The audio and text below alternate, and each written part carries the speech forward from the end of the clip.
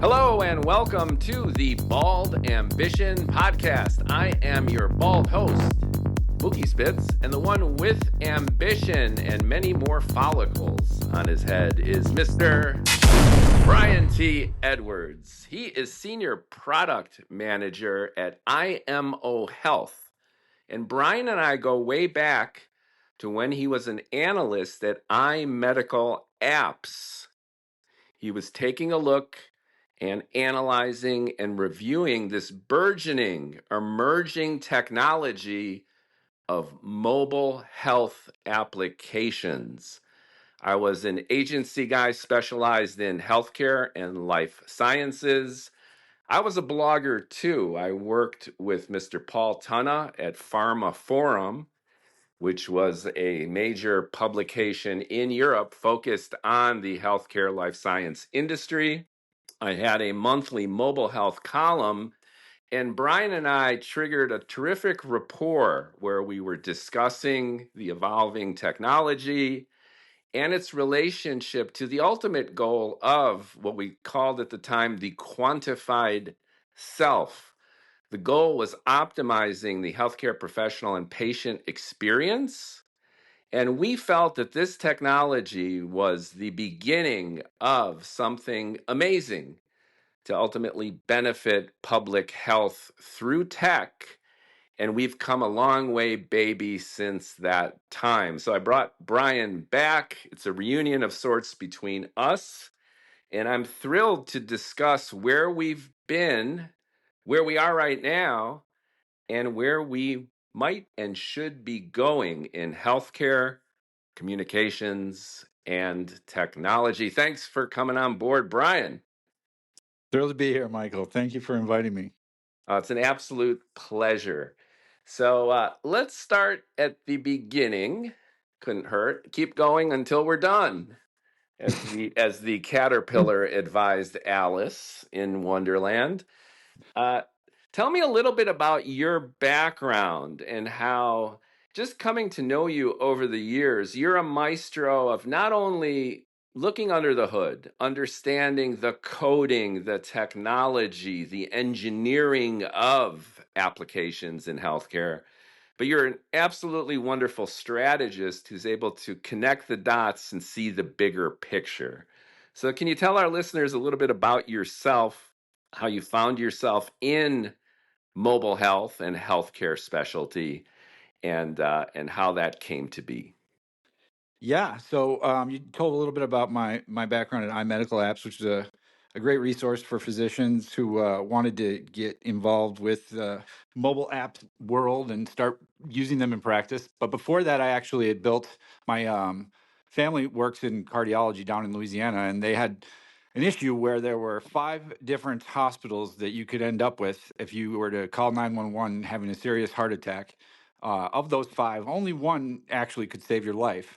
But they wouldn't typically know you were having a heart attack until you arrived at the emergency department. You were diagnosed by a cardiologist and then sent up to the cath lab for treatment. And the industry standard was, getting that done in about 180 minutes, which is, not very fast. It's disappointing, really.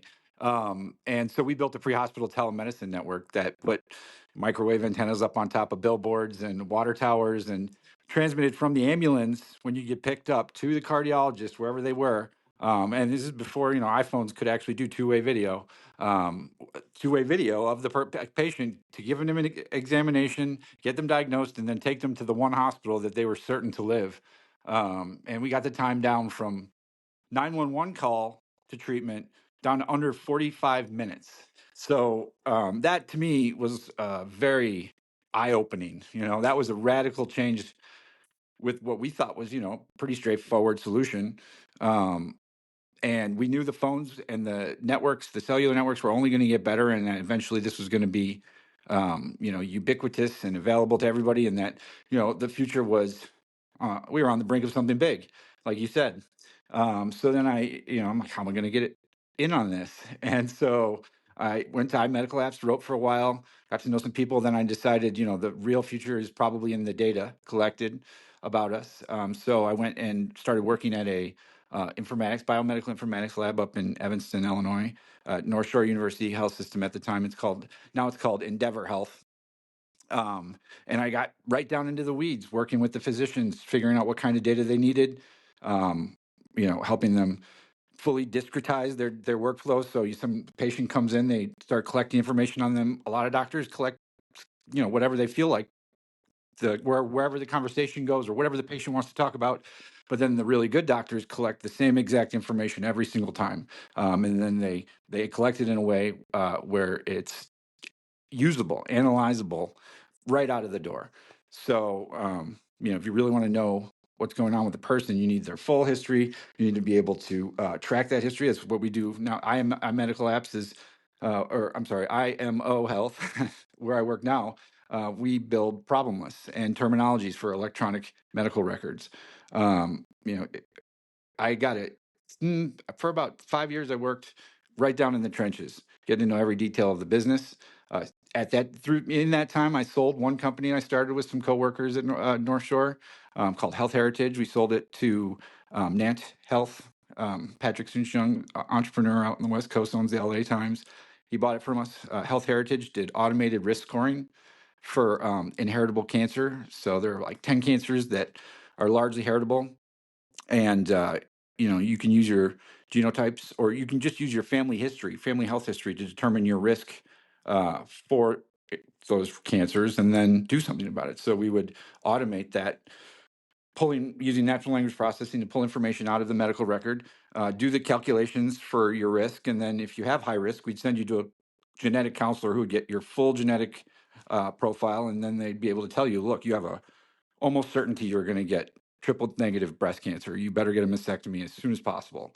We had several patients that had that outcome, and again, very real experience with the power of technology to save lives that otherwise might not have been saved. So, after working in the hospitals, uh, went on to work, be an AI analyst. The future was very clearly going to be in the AI world. And as the data became better and better and bigger and bigger, um, you know, more and more people started doing these things around 2018 or 2017. I think it was 2017. I first went to the RSNA conference, and you could see even then that AI was where everybody wanted to be. The floor of the imaging devices and the X-ray machines and the CT scanners, it was empty. Everybody was in the AI pavilion looking at the startups, and this was before any of these companies had anything even useful for them. But the hype was big, and I've been in that world ever since. So it sounds like knowledge is power, especially in healthcare, especially in technology. But the obstacle has been probably the second law of thermodynamics, right? Entropy. There's Yeah. chaos. So going all the way back to your roots, you grew up within a household where you discovered, through a combination of clinical expertise and technology, that by making data more immediate, accessible, and transparent, by connecting the patients calling 911, having a heart attack, with a network that could analyze that information and send that patient not to any one of randomly distributed 5 hospitals in the area. They would identify that this patient at this time is having a cardiac event by nature of the data, and then facilitate the routing of that patient to the right hospital immediately and expeditiously. There's no guesswork in this. There's data, and the data says myocardial. And then there's one hospital out of 5 that can best handle this patient. And your technology connected the dots between the patient sharing this information and the health system, the health solution, able to deliver a customized, personalized response based on that data.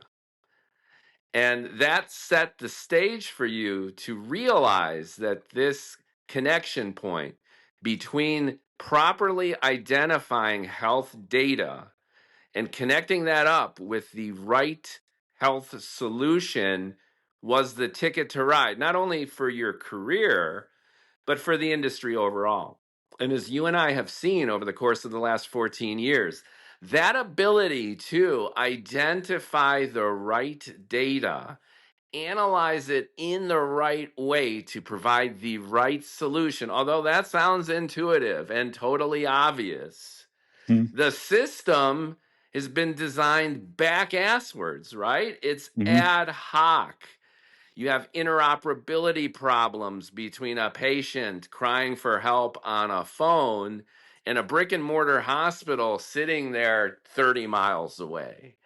And what healthcare tech can do, and the promise of mobile health at the time could facilitate, was bridging that gap between patient and solution. And it sounds like to me, as your career has evolved, you've explored this in ever expanding ways. And it also sounds like IMO Health, where you're at right now, combines all of these aspects, which is the biometric technology, in a sense, necessary to communicate what's actually going on in that patient's body with the healthcare system, the solutioner, the provider, the doctor, in a way where that information is transparent, is immediate, is analyzed in a way as to bubble up insights that are relevant to help that doctor, that health system along, so that they can provide the best solution most expeditiously. And lastly,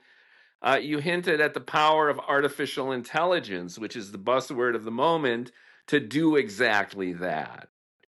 Can you go into maybe a little bit more detail about how IMO Health coordinates these disparate elements into an integrated whole that's actually greater than the sum of its parts? Because if you can get the data between patient and doctor and do it full 360, I'm guessing at the point of care, through mobile health, telehealth kind of techniques, and figure out a way how to process that in a way that's most expeditious to help the doctor provide that solution, then we're getting where we want to go, which is expediting public health to the max, right?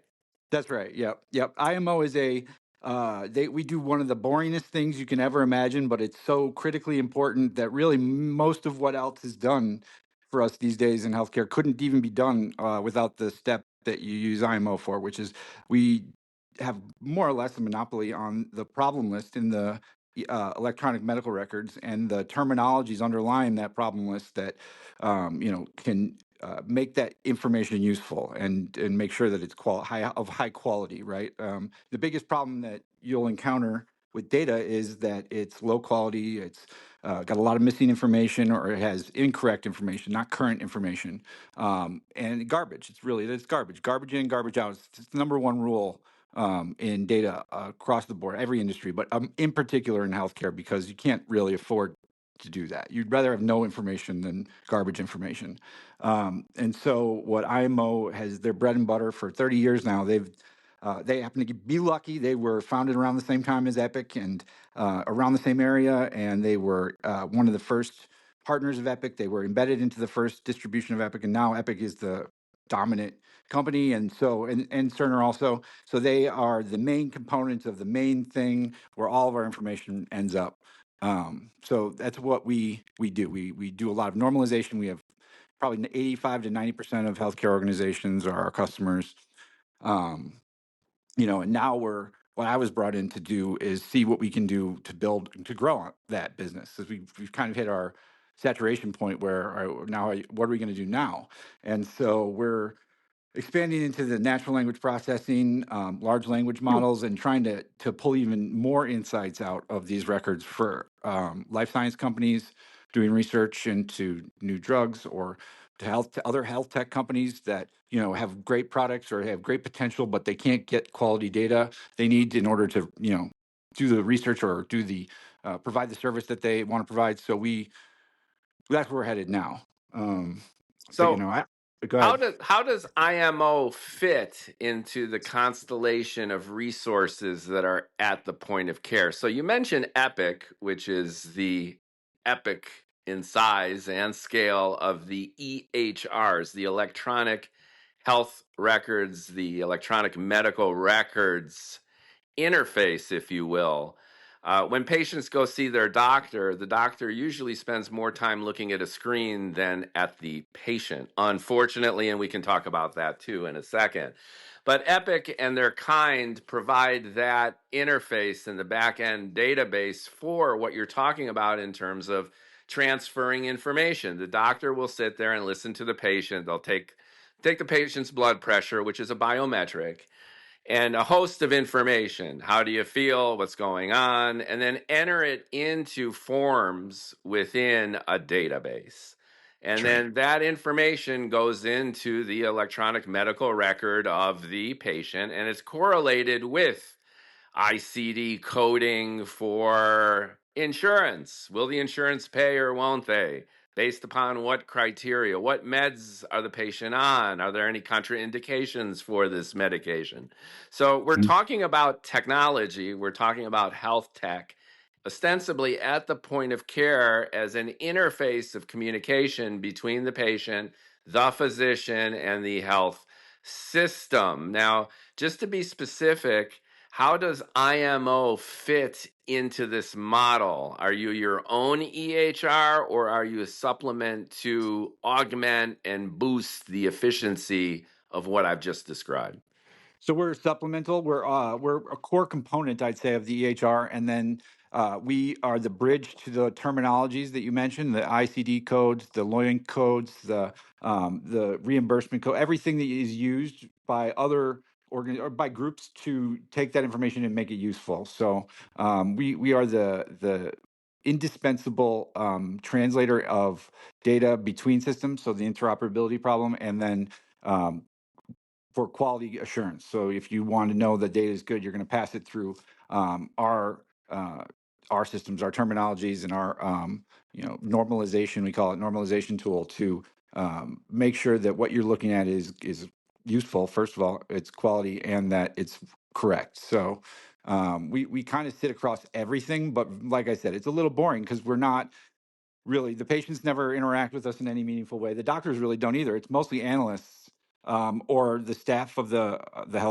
IT departments that work with us, because the doctors, they stare at the screen. Often they don't like doing that, so they take sloppy notes. A lot of that information gets trapped inside of a literal note, a text note, where it's just free text written as if to a future care provider. Progress note, they call them, and it's useless. It's completely useless. It's trapped in that database of text forever, unless you find ways to get it out and make sure it's quality. So that's where we're at now, is pulling that information out of the NLP with NLP, which can help save doctors the time of clicking click on the mouse every time they have a patient to get information. Ideally, they do that, because when I was at North Shore, a big part of what we did was help doctors understand that, like, if you really want this information to be useful right away, as soon as you collect it, it has to be in a discrete form. It can't be in this free text, because there's a lot of processing that has to happen. Then, if you collect it with the clicks right away in a pre-designed, very well organized way, you have all the information you need, and you have it immediately. And they love that there, but that's a whole lot of upfront work that most physicians and most health systems don't really want to do or invest in. It's the rare Okay, exception. so I think I got you, which goes back to how we began this conversation, that the holy grail of these connective systems was to take the information from the patient, either biometric or verbal, and seamlessly translate that into viable data that the physician and the health system can then analyze to provide the right solution. So it sounds like to me the problem that IMO is solving through the lens of what you described is problems with this transmission and translation process. So a patient will be, I had a headache yesterday, or describe symptoms, And then the physician, through an open field in one of these EHRs, has an opportunity to, and through alphanumerics in basically a text field, type in what he or she interprets as the symptoms of this patient. I'm just using one of perhaps many examples, but just for our listeners to illustrate where the breakdown and where the problem is in the system right now. The physician will then type away.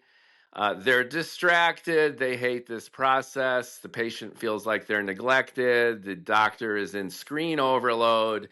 And more times than not, this information will be flawed, incomplete, ambiguous. And through technology like what you just mentioned, NLP, which is a way of analyzing language to extract the kernels of truth from it, you have algorithms built into your systems so that the gobbledygook that the physician is entering is clarified, maybe even cross referenced and checked with other factors to confirm that it's accurate and to provide prescriptive recommendations that actually make sense instead of the situation, as you described, of garbage in, garbage out. Is that right? Yes, that's exactly right. It's got to be useful. You can't you just use it. It's dangerous actually. So we make it useful.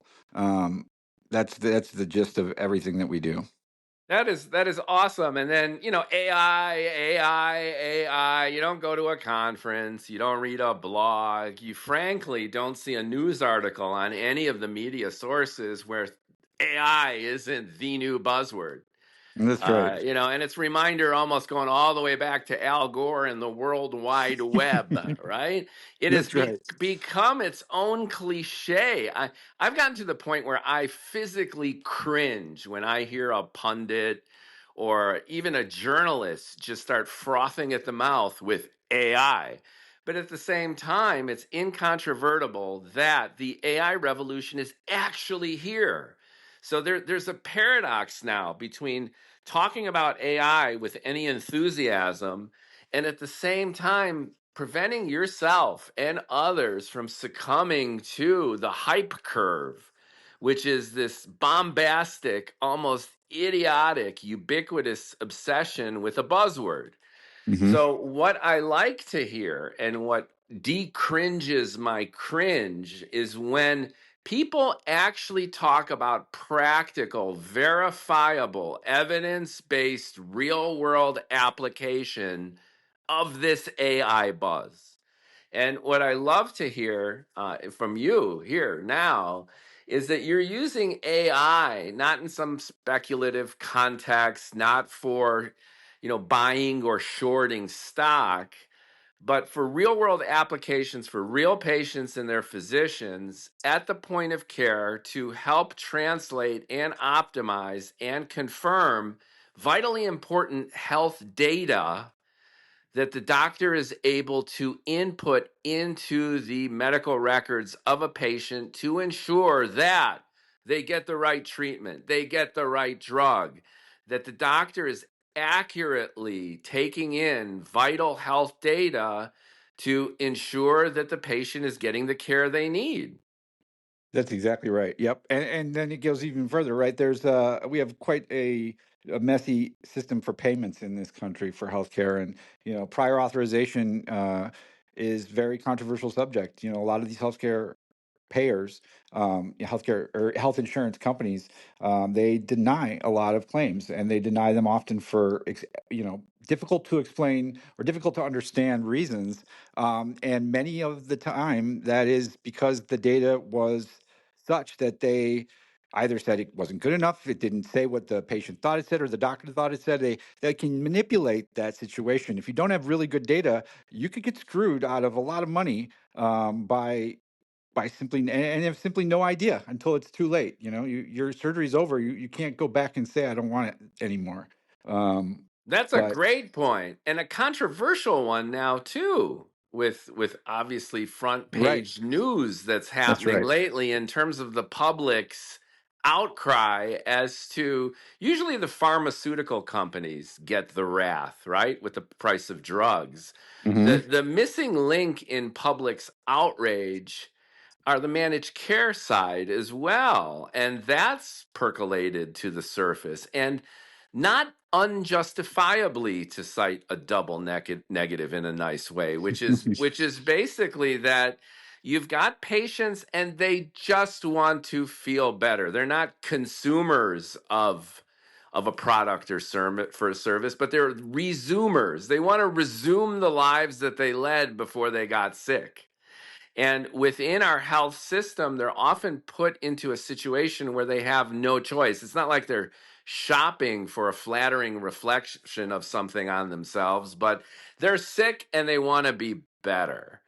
And tragically, our health system locks them into place where they become the victim of this system that often denies claims which would otherwise be completely legitimate if for only this missing link being connected, which is seamlessly translate the true need of the patient based on their data, based on the biometrics of their body, with a viable and proven solution and treatment that we know exists and can work.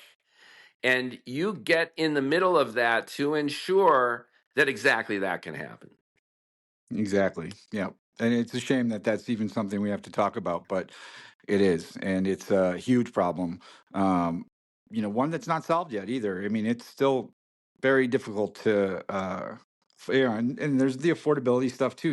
The data makes things cheaper. If you have good data, you do a better job, you have fewer accidents, and your costs will go down. There will be fewer malpractice claims, and everybody benefits. So, really, I see the boring work that we do as like God's work, Absolutely I guess you vital. could say. And it Yep. goes back to transparency again, because with transparency and seamless data flow, elimination of error, you not only bolster the benefits to patients with valid issues that need effective and proven solutions, but you simultaneously eliminate the graft because it's harder to hide when everything is revealed, both on the side of the patient and on the part of the health system and the managed care system.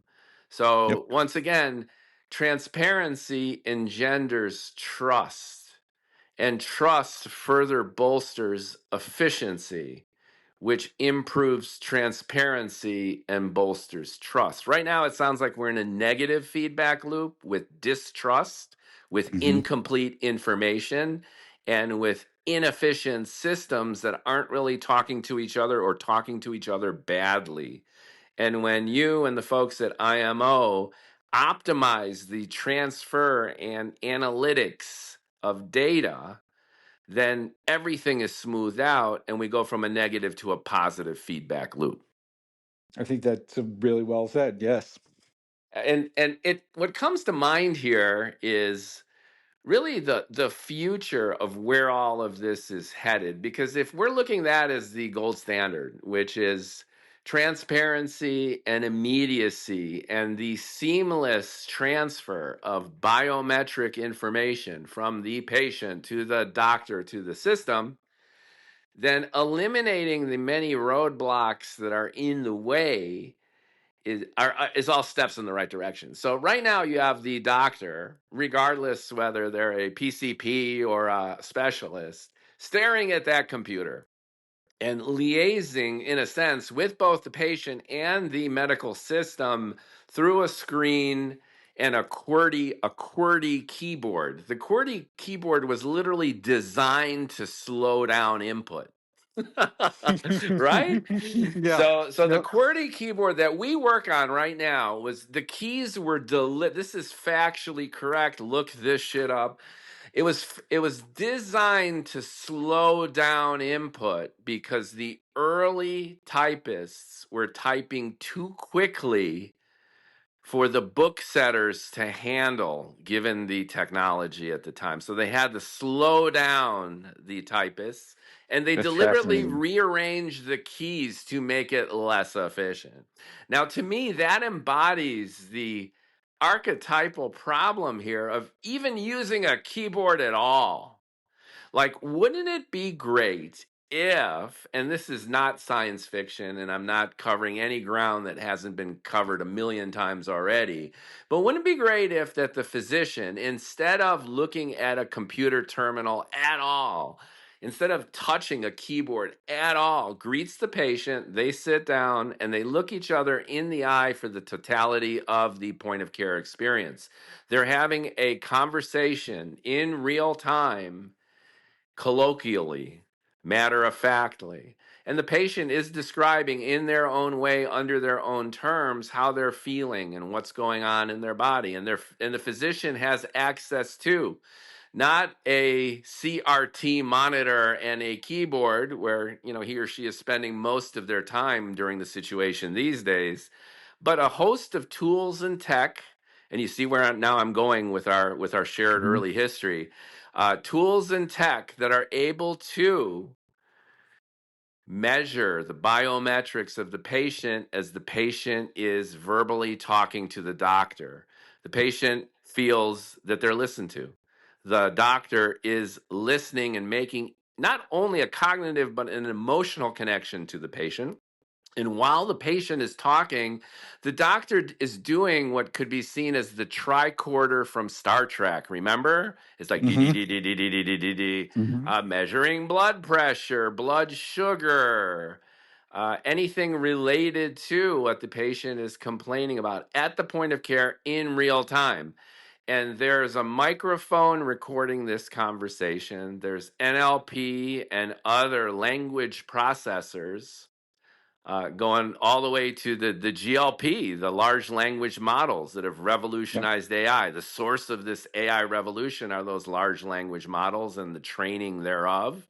But basically, we're recording that conversation with mutual consent, of course, translating that seamlessly into a diagnostic evaluation, which is correlated with real time biometric data that the doctor is effortlessly extracting from the patient. There's no monitor, there's no keyboard, there's a direct human connection between physician and doctor, with the information being passively received in real time.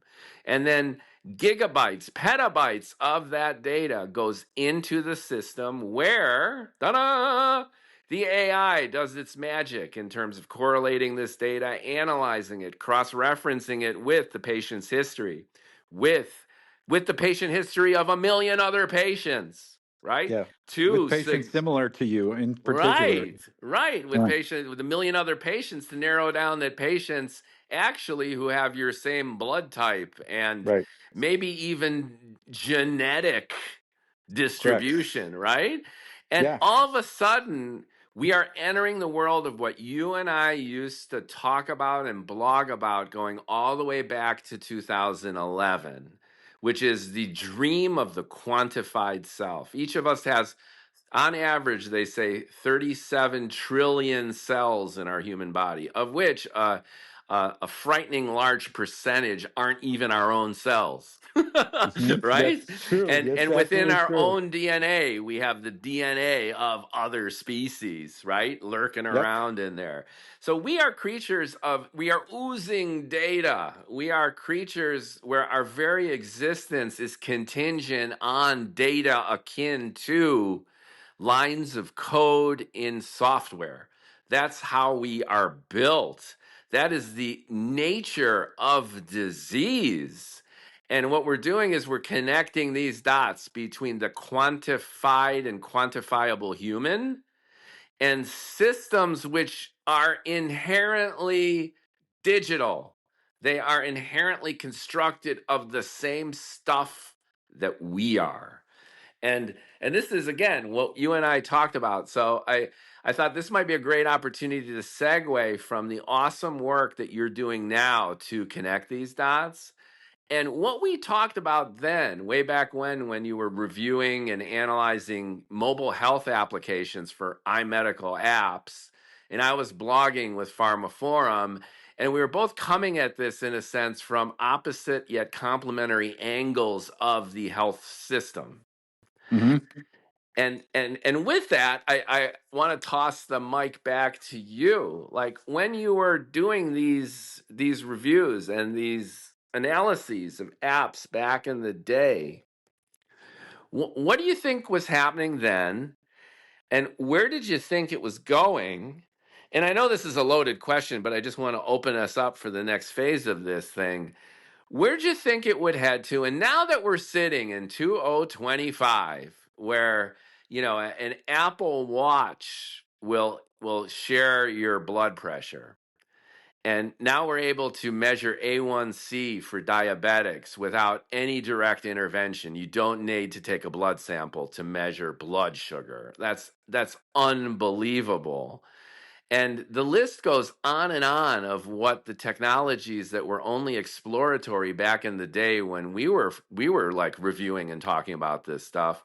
However, and this is the capper on that, we've never lived in such an age of science and technology skepticism.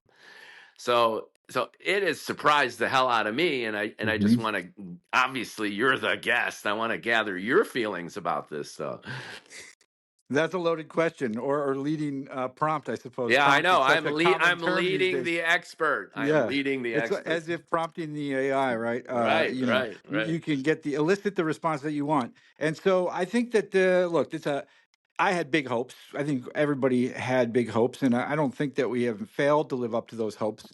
But I do think it's become more of it's hit it ubiquity, right? We do all have the watch now that our phone can tell us, when we have, or my watch will alert me regularly during the day if my heart rate is elevated and it shouldn't be, without, associated activity, if you will. And all sorts of things it's ubiquitous, but it's in the background. It's not something that we consciously think about ideally, right? If we're not ill. And I think I said this the other night is uh, over the course of our lives as we age, the younger folks really are the big technology adopters. It'll be present in our lives, but we'll count on these things when we're elderly and we'll use them to the max. And I think it'll help extend our lives and make us more comfortable 40 years from now, which is great. But until then, maybe, hopefully, we can keep it as far into the background as possible, because we're all healthy and taking advantage of these technologies for good. Um, you know, I I think that we do everything through our phone these days, and it's still the main. It's definitely the main way we do. I can't think of anything I don't do on my phone. I might do it elsewhere, but I can do it on my phone too. And I'm not sure I saw that being the future. I didn't know I was going to, be able to get rid of my laptop and still function, or just use an iPad. I think that was a surprise. But the cloud was a big deal, and the data is, you know, the data moves. We have Starlink now with their satellites. You can get your health information from anywhere to anywhere without, all you need is a view of the sky. I think that's a huge advance. Um, but then, like you said, we have an age of mistrust. We're in a place now where people say what they want to say because it benefits them personally or it benefits an agenda that they have, and they really don't give a shit if it's true or if it matters to other people that it's false or if it's going to ruin somebody's life. I mean, I'm on Twitter a lot. Sometimes I'm looking on there and it's just so disappointing because people will let Elon Musk get away with anything and everything, and they'll just say, "Well, he created these companies. Aren't these companies amazing?" It's like, well, that doesn't. We're not arguing with you. We're not trying to dispute that fact. We're trying to point out the fact that that's not the answer. The fact that you were CEO of a startup does not mean you can do anything but that necessarily. So we're in a dangerous place right now. Yeah, Um, I think so too. And just to dial back a second and take your points one for one, I too have been surprised, and I think it caught everyone off guard. We were so obsessed with the mobile apps. Like everything was an app driven experience back in the day. And then we were obsessed with the difficulty of getting biometric sensors plugged into things. mhm. So the holy grail at the time was, A1C for diabetics. Like it was very invasive. You had to literally puncture the skin, extract blood, and measure directly from blood. Now you don't have to do that. So Right. that's an eye opener, and we sensed that was coming. But to your exact point, a lot of the focus has shifted even away from just the phones. And we were always wondering about how are the sensors going to communicate with the phones. The phones are ubiquitous. Everyone's got them. And to your point, a lot of these biometrics are passive. So they're measuring your walks during the day. You know, the Apple Health app that's kind of built into everyone's phones based on the gimbals and the GPS within your phone. It senses and interprets your actions throughout the day. You're walking, you're stable, you're lying down. It has preventative features too, and we can talk about that in a second as well, that if your pattern is suddenly disrupted, then maybe you just had a stroke. That's And right. that's like, heads up, wait a second. So there's amazing stuff that you can garner from just passive absorption of biometric data. And a lot of these biometrics were already accessible when you and I were blogging about this stuff and analyzing this stuff. But we've come a long way in terms of the sensor technology, even sensor technology that has been built into the phones. And to your That's point, right. into the watches, because the difference between a watch and a phone, and when the watch came out, really a few years later. And Apple, of course, was the trailblazer then. And it was, in a sense, the post Jobs revolution. Like Tim Cook came on and he needed to put his stake in the ground for just something qualitatively different. Jobs' last real development was the iPhone. That was in 2007, I believe. And that was the ultimate transformative game changer for mobile tech. And nothing really followed suit. So Apple tried with the watch. It was a slow start, it was bumpy. Even now, it's not as revolutionary as the phone. We're still entirely phone centric. But the watch has really come a long way. And the watch had the unique opportunity that it was actually connected to your body. Yep. Your phone is in your pocket and then you take it out. So not only does the watch have the benefit of you don't need to take your phone out and touch the screen and enter your password and access an app, but you just lift up your wrist and there it Hmm. is. In That's right. addition to that, the band and the surface of the watch is flush with your body. So all of a sudden, biometrics.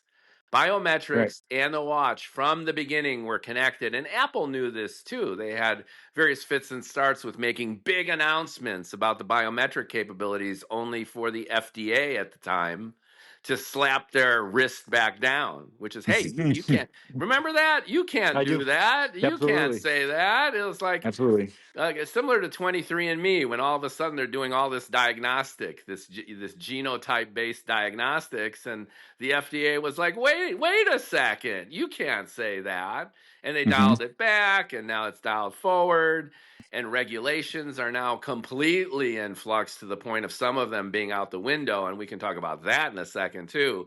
But anyway, long story longer, you had the watch evolution and you had this movement away from the phones. But to your great point, now laptops, iPads, and alongside the AI, something that everyone seems to have forgotten about is, remember the Internet of Things? Yeah, that's right. Right? Remember that was That's a right. phrase. All right. Everyone That's right. forgot about that. The internet everywhere, the Internet of Things, which is basically screw phones. It's like that Tom Cruise movie, Minority Report. Every Right. surface of every habitable area in humanity is loaded with sensors, and they identify who you are and where you are and provide customized information based on who you are, where you are, and what it anticipates you need. Yeah, I mean, I think there are parts of the world where that's the reality, and Right. it's not here in America. I certainly not where I live. We're always Um, behind. Right. Right. yeah, behind Right. or maybe just a little bit hesitant. Maybe our culture just is such where Right. we're not going to be doing that at any point. But those other places, in China, really, the culture is what the government says it is, and so you do it, and it is one way, and that's work. It works there. but I don't think that we're at a place now in America where you do that. That doesn't work. There's never going to be one way. We all have our own things. Sometimes they're countercultural just for the sake of being countercultural. Um, but yeah, I think that there's a lot of power in passivity. You brought it up a few times there, and I think I'll stress it even more. It's like the less a person has to do, especially when it comes to thinking about their health, the more powerful the intervention can be, or the things you can do to help them are. For instance, when I was at North Shore, we did research on the phone and its ability to recognize when someone with COPD is having a serious health incident, because it turns out, and as we proved in the study, you walk at a your gait is such where it is maybe the most significant vital sign that you have, because you change the way you walk subtly where it's not visibly prevalent, maybe to someone who really is staring at you and knows you well, but it is obvious to the phone knows you slowed down a little bit, it knows that you're laboring, it knows that this is a trend that's emerged over the last hour or two, and it knows that that's bad because you have a condition where if that's what's going on, you should probably get to the hospital, because you might have a serious incident. You might, go into heart failure. Who knows what could happen because you're chronically ill. So power and passivity, absolutely, 100%. And the watch really accelerated that even more because you can leave your phone behind now, like you said. That's great. It's fantastic. The less people have to think about it, the more useful it is, ironically.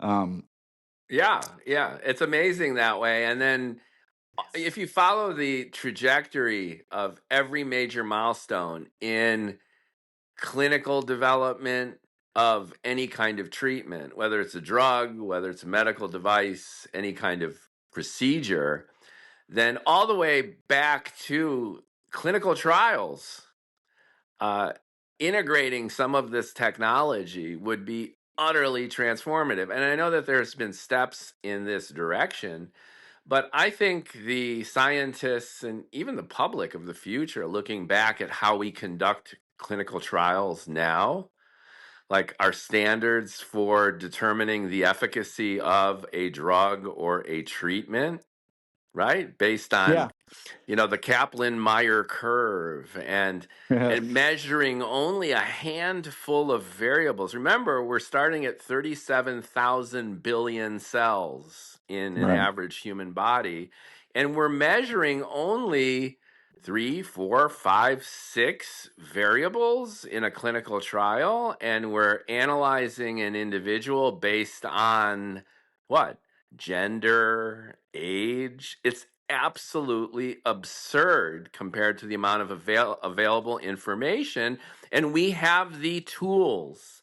And with the help of AI, we have the ability to slice and dice this data, measure it in much broader strokes, and analyze it in ways that are literally just exponentially, orders of magnitude more comprehensive and effective than what we're doing now.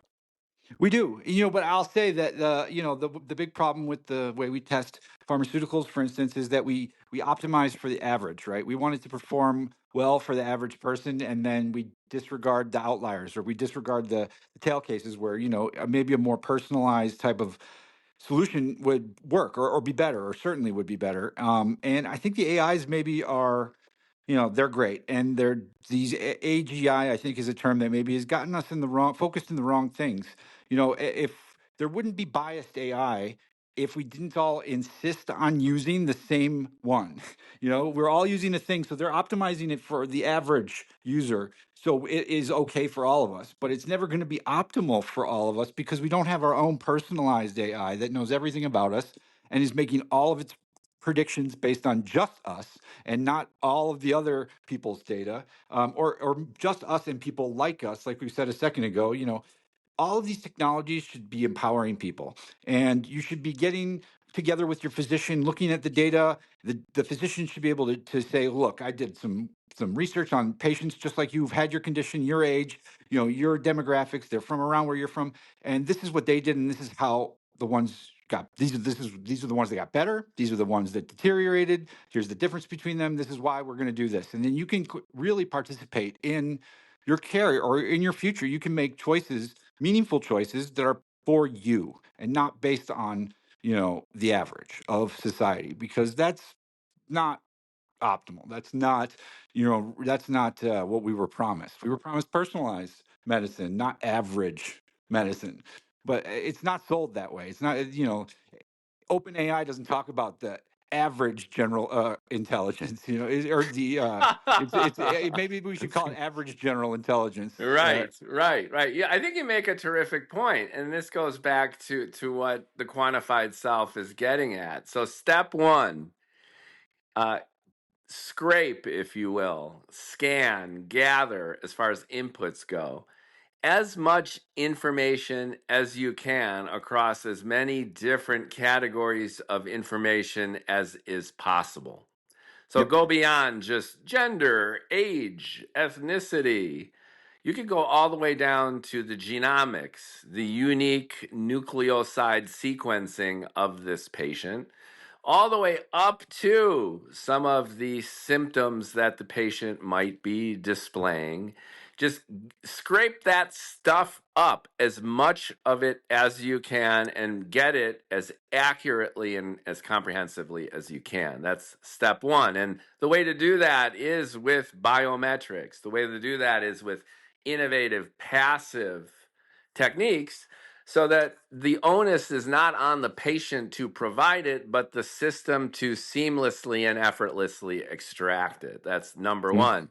And Yep. then number two, you need to aggregate that information and then analyze it in such a way that it makes sense for the problem you're trying to solve.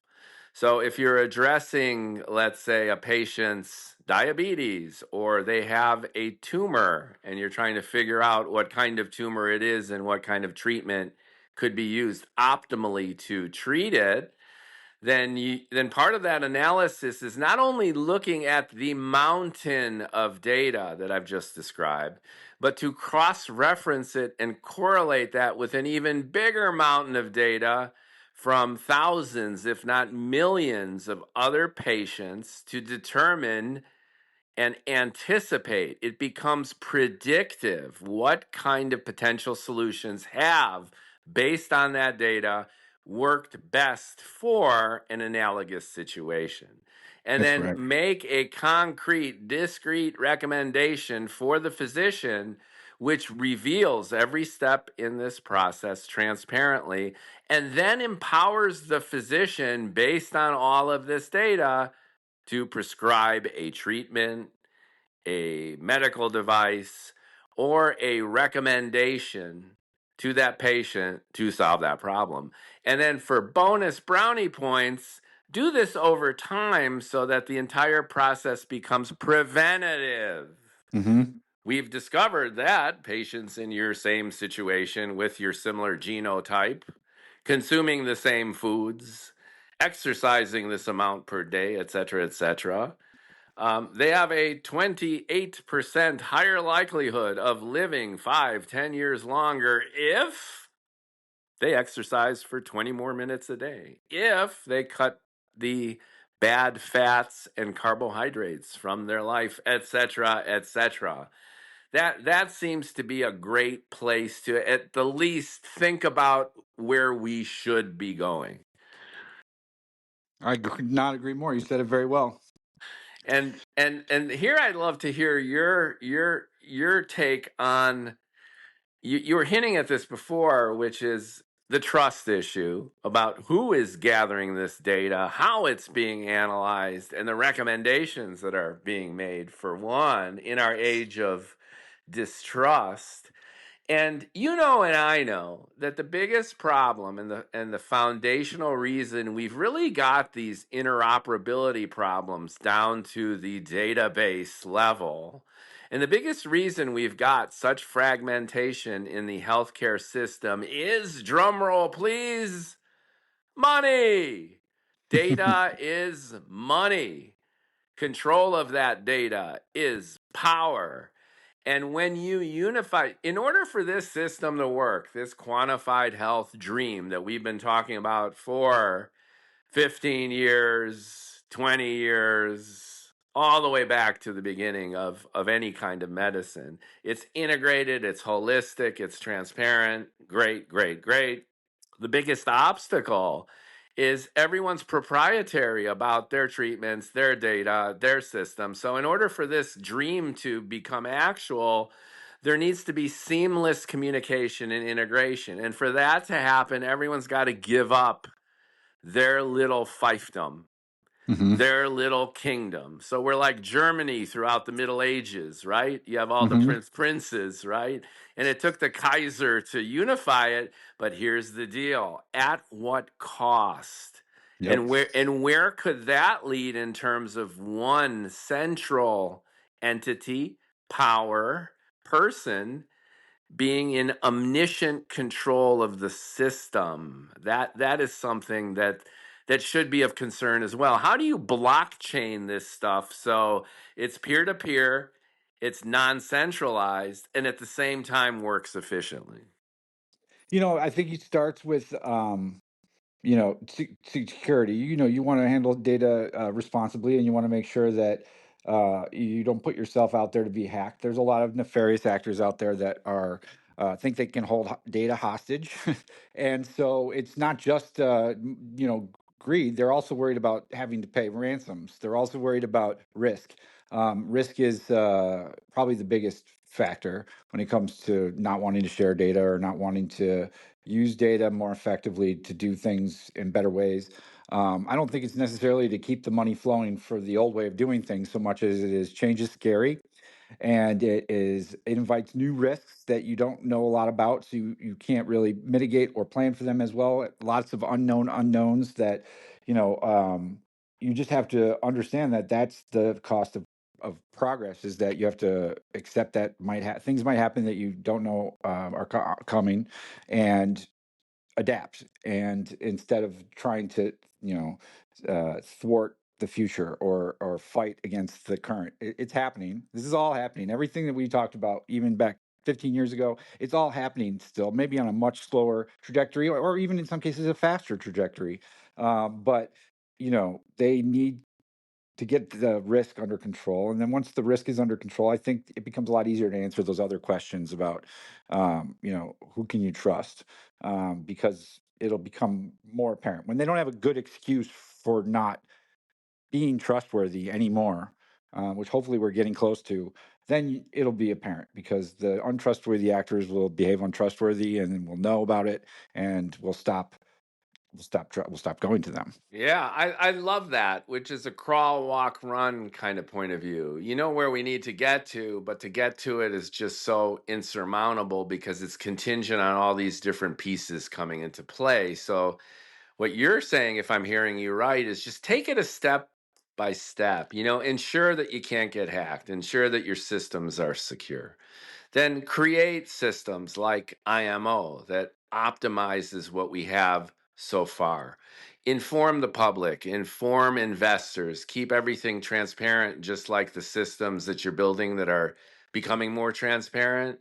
And through a Right. process almost of natural evolution, there are forces which drive us into ruin, but there are also forces that, by their own nature, force evolution in almost this teleological sense where we have to get to a point of greater integration for everyone's sake. We have to get to a point of greater and greater data transparency for everyone's sake. And the system, as it is now, is nearly at the breaking point.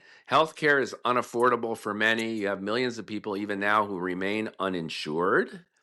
And Mhm. then there remains tons of graft and waste involved in every aspect of this, everything from the pharmaceutical intermediaries who exist for no reason at all except to shimmy off the top, making everyone pay more, to the managed care catastrophe, where the administrative costs of insurance are what, 20, 30, 40%? Mhm. We've got this Doge revolution in Washington, which is It's misguided. Yeah. but yeah, it was It, polarizing everyone. But in spirit, if anyone needs to be doged, it's Dose them probably up. the managed care providers, right? Which That's is, right. oh my God, what are you guys doing? That's right. So again, I love what you're saying about going, doing this incrementally. It's, you're a programmer, you're an engineer, you think iteratively, right? And Yep. and I think you're taking kind of a bottom up approach to my top down strategic bloviation, and I like this meeting in the middle, which is know where you need to head to, but you can't gum the system, you can't force revolution, and it's going to happen incrementally and iteratively just by doing the right thing and optimizing systems every step of the way. That's right. The earthquake, the tension that causes the earthquake builds over many centuries, millennia, and then it releases all at once. And I think it's a similar type of situation where, like I said earlier, is the core demographic for these technologies, the ones who really are the digital natives, we're still pretty young. And we I think have values that are I don't know actually I don't know what to say at the moment about that because it's hard to speak confidently on American values at the moment because they seem so fucked. I don't know any other word for it. But that being said, it's like I have a lot of hope that maybe that's something that'll will age out of that maybe it's just our parents' generation that they're I don't know, but I know my peers, the kids that I grew up with, the kids that I know now having kids themselves. I've got faith that it will work it out in the end, and that we'll get through this time. But it's a scary moment, It's I don't trust the government at all, and I can't say that I've ever in my life said that before. I used to work for the speaker. That was my very first job out of college. I was a political science student actually in college, and I worked for Denny Hastert, the Speaker of the House in Washington D.C. And it only took me a few months to be like, I got to get the hell out of here. These people are psychopaths. And that was years. That was maybe 5 or 10 years before I even found out the truth about how actually crazy he was and Right. how manipulative and predatory he was. And he was a cool guy. I thought when I worked for him, he was a really cool guy. He was the most down to earth person in that city. Everyone liked him, and that was made it even scarier because really you can't trust anybody out there. And so the less the less we have to count on Washington, the better. The less we have to let the government take care of things, the better. But at the same time, those things need to work too. So, it's a Yeah. precarious Ab- moment, isn't it? Absolutely. We need to find that synergy between, government, the FDA. The FDA was always, remember the FDA approval of medical devices? That was a whole parallel Yep. stream of stuff that we were talking about going way back. Getting the first medical device with FDA approval. Remember? That was Right. like, That's oh right. my God, we couldn't stop blogging about that stuff. So Right. I agree again wholeheartedly that there needs to be a balance between the government gluing stuff together. Sometimes the government is the only entity that can engender this kind of transformation because they're the only ones with the critical mass to be able to precipitate it. I don't think we would have gotten on the moon privately. It took Kennedy and the whole paranoia about Russian expansion and the competitiveness to get us on the moon. And the second we got on the moon and they didn't, we just pulled the plug on it. That's So, right. the government is sometimes really the only kind of body to bring that critical mass to bear.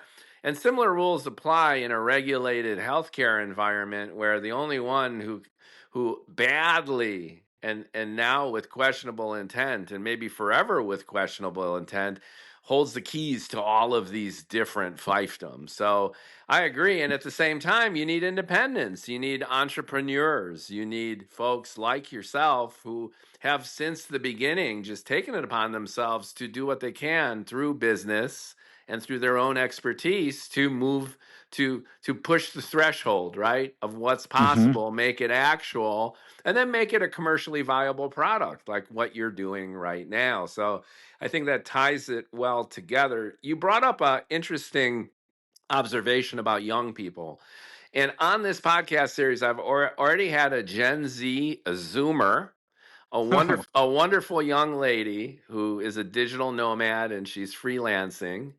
And she cool. described how she is surviving and now flourishing within this crazy environment that we're living in, this chaotic, uncertain market, government and cultural fluctuations. And her point of view was just to maintain your character and be as flexible and agile as you can. To your point, just be responsive and think iteratively and learn as much as you can and get skills and go out there. And then I also interviewed a millennial 10 years or so, a generation prior to her, and his challenges, being of this borderline digital native, growing up into and through all of these changes, and dealing with the stereotypical burden of how the later generations look at the younger folks in terms of being either lazy or entitled and confused. And his point of view is very, very similar to the Zoomer, which is just empower yourself, learn and do and grow and activate. So with that spirit in mind, you're I think in the millennial camp. Is that right? Yeah. You were really young when that just shows off my mature years, but you were always a go-getter. You were in your 20s and already cranking out. You were a published author. You were a reviewer and analyst of these apps, and you were really at the forefront of technology before your 30s. And Mm. with that, can you share with our listeners, in the spirit of young people coming into business, with the spirit of evolution and transformation and change, what's motivated you personally and how you've been able to navigate and flourish within all of these oscillations and confrontations and technological revolutions? How do you do what you do, and what kind of inspiration can you give some of these Zoomers and fellow millennials and even old fogies, the boomers and the borderline boomers, as to what really works and what doesn't when you've got ambition and when you're out there really trying to differentiate yourself and flourish? Yeah, that's a great question. You got to be a little bit anti-fragile, right? You have to understand that things are going to go against you, and that might make it seem harder, and it might make you want to give up. But that's really where your character is built, is in those situations where you're forced, to figure it out, just flat out figure it out. Ending up, I think COVID taught a lot of people this, is that sometimes you end up in a situation you hate and you can't stand it, and you don't know what to do, but that doesn't matter. It's still a situation that you're stuck in, and you fight your way through it, and you suffer sometimes. Sometimes you thrive. Some people don't make it. Other people do. I got into working for myself because I just couldn't help but you know, uh, question authority. That's just kind of who I was as a kid. I was always a little bit of a troublemaker. I always liked to tell the teacher what I thought of of the situation. Not always so respectfully. Um, I I've never been afraid to speak my mind. And so I think that's something everybody needs to remember, is that don't just do what you're told ever.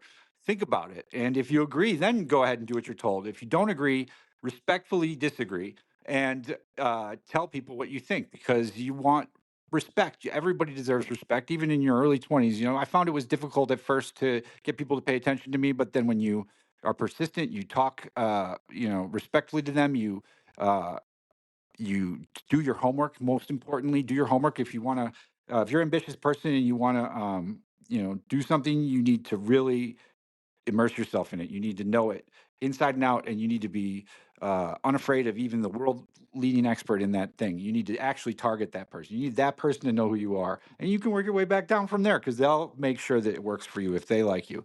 That's kind of something I learned at a young age, is that the people that can help you aren't necessarily your peers. They're your grandparents' peers. So you go spend a lot of time with people that are far more senior than you. Get mentors as early as you possibly can in your career. Mentors are the key to success, major success, or the key to doing things all by yourself. Because most people worth having as a mentor have had these types of experiences where they built something that they can say they owned, and they made with their own two hands, or with their partners. And there's not, if you find the right partner in life. I think that's super important, not just as a spouse, but like a business partner. Work with people that you want to spend all of your time with, because if things go well, you spend all your time with them, and you thrive together, and you die together, and it's I can't stress anymore. That's for me. That's the secret in life. My wife's fantastic. She's a philosopher. She's made me world class at losing arguments. That's what I like to say. She's really helped me get good at. I can argue with anybody but her. Um, and I think that things like experience, understanding that it's okay to be wrong, take risks. Risks are much more important than being safe. If being safe is going to coddle you, it's going to make you complacent. Incentivize yourself to take risks because it's worth it. Don't go uh, and then don't vote for Donald Trump or anybody else like him. That's crazy. A little product placement there. Yeah. What I'm hearing from you is there's a common theme. And the common theme of everything that you just said is courage. It's courage combined with compassion. So you're courageous in the sense that you have this indefatigable spirit of wanting to go out there and affect change. You understand that there's all these inherent disadvantages that you've had, just like everyone has. And you should not interpret these as obstacles, but as opportunities to overcome them. So, just like you said, you are young, so you boldly have reached out to mentors who might be more experienced, might be more older, but it's really about the experience, it's the influence, it's the reach. And you're selective about who you're connecting with. And when you connect and when you know you found your good partner in business, in relationships, then you're loyal and you understand that they're going to have some insights and you might be proven wrong. So it's not so much about being humble, but it's accepting the fact that you don't have all the answers. You combine that with the courage you need to succeed, not caring what everyone thinks, but caring a lot about the people close to you. What do they think? And how can you work together toward the common goal of both of you flourishing and attaining the goals that you've both decided are worth putting all that effort and energy into? And I've also heard the compassionate part, which is part of that outreach and eagerness to partner with another human being. But the compassionate idea that we can do this while we're civilized to each other, that we don't Hmm. need to steamroll each other, that we don't need to screw each other over, that whether we're bringing about a revolution in point of care for health and health IT systems, or whether we're bringing about change and revolution culturally, or even in our own household, you need the humbleness to accept when you might be wrong. You need the humility to hold back when you think you're right. And it's the ultimate goal of what we had all the way back in the day. What's the real goal of the quantified self? What's the real goal of making all this technology work for us? And that's the improvement of public health. And Hmm. the public in that is the overarching theme of just making life better and not worse. And you That's don't right. you don't have to tear everything down in order to build it back up again. Just back to what you were saying earlier, take iterative, incremental, reasonable, compassionate steps to get us where we need to go. And then insecurity, when you feel yourself being guided by your insecurity, take a step back. Don't feel bad about being wrong. Don't lash out at people when they tell you you're wrong. It's a learning experience. Everything is a learning experience. Being wrong is the way you get to being right, and I just don't know how else to say it. It's that the willingness to just pretend that they don't make mistakes is certain people right now are.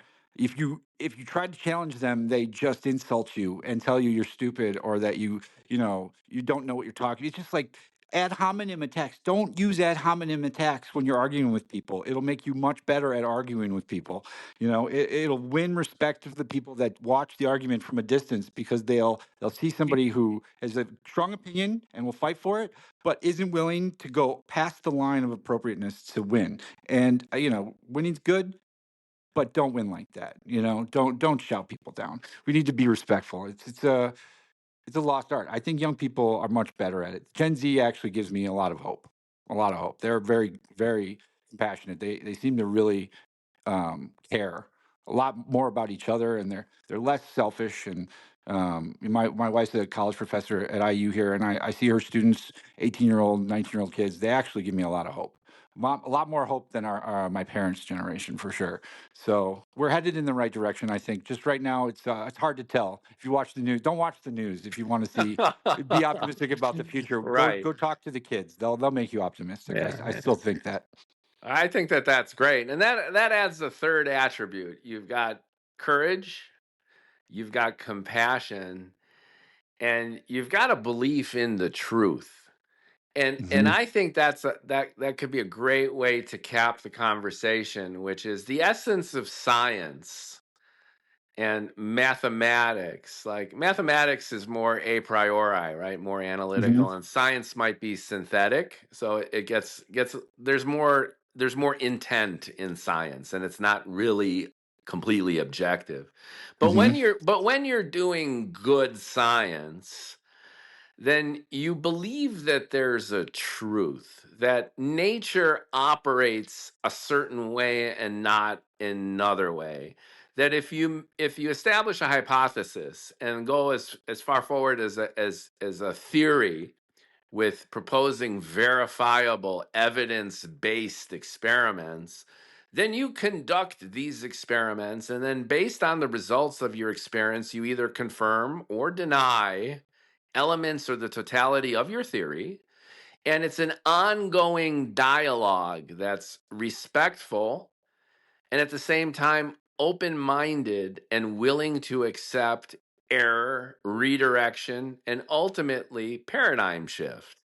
Correct. So that is a belief in truth. There's an objective reality, and we're immersed in subjectivity right now Yep. to the point where an ad hominem attack instantly and powerfully is effective because it's conducted devoid of any context of arriving at anything greater than the abuse of one person. So I think that that's an important thing to note. So when you combine courage with compassion within a framework that we're all driving toward things that are real. I mean, things work or they don't. Then you have a very utilitarian, pragmatic aspect that's driven by bravery, that's guided by kindness, and that fundamentally believes that the foundations of what we've established after so much hard work, dedication, and trial and error over the last 4,000 years actually is worth exploring. Yeah, I think you said that. That's very well said. I like that very much. That's the lessons from this conversation, and I hope a lot of people listen because that's how I like to go about my life. Great. And that's why I brought you on because, from the earliest exchanges that we had talking about mobile health and the quantified self and how technology can improve health, there was this undercurrent of really wanting to do better. There was an undercurrent of us individually wanting to do better in our careers because we were moving, we were shaking, we were trying to get our names out there in our own way. But beneath all of that and guiding it was this feeling that we're not selling cigarettes or Armani suits, but we're in it to win it to make everyone healthier and happier. And I think that guiding light still burns bright. And I'm thankful that we've come full circle in this sense that regardless of how the tech has evolved and the promises and hopes that are or haven't yet been realized, there's this spirit that technology, even if it's a double edged sword, that we're polishing it on the right side of history, and that everything we do, we're doing for the betterment of ourselves, but also our fellow humans. And it's lovely to talk to you about that, to bring that on. It's awesome to hear about your latest career changes and evolution. And I'm confident that the next time we get to hopefully have another podcast, maybe in 6 months, a year, we could catch up in a way where hopefully all of these needles are moving in the proper direction. I think that'd be awesome. Let's do it. Let's let's periodically check in and do another conversation and see where we're at. I'd be great because right now I'm worried we might be headed in the wrong direction and we need to right the ship. So, it'd be good to keep tabs on that and at least have a good spirited conversation, looking at the right things. We're both from the same place. I think growing up where we grew up, you're Skevinston, I'm Scompton, is what they used to call it. The kids that grew up on the border of Skokie and Yeah, Evanston were just for our Skevinston listeners, kids. the northern suburbs of Chicago. Brian and I actually grew up probably a quarter mile from each other, plus or minus 15 years. So that's That's right. That's right. 20 And years. Yeah. yeah, I think that's the salt. Those people in that part of the world that is really. I feel privileged to have been born around there and grown up around there. I still have yet to find people that really have the same appreciation for life and treat each other as respectfully. And it's the most diverse place I've ever been. And so, diversity is a superpower for this country, and I hope that is the future. Yep, and diversity in thinking, welcoming Absolutely, new every kind of thoughts. diversity. That's Absolutely. and that's what's lacking. We could have a whole separate conversation about everything from fundamental physics to how the sciences are overloaded with bullshit, frankly. And Yeah. it's just great to see someone like yourself in the trenches developing systems so that we can all ultimately be more healthy and happy. Yep. So Thank you, thanks so Michael. much, Brian. I really, really appreciate it. Yep. Thanks for joining the Bald Ambition podcast. I'll no doubt be even balder next time we talk. And I am Is that a possibility? Is that... and That's I great. think you'll continue to be ambitious as hell. And I can't wait to hear about how your own career continues to evolve. So take care, Brian. Talk Thank you, soon. Michael. Yeah, You bye too. bye. Bye bye. Bye bye.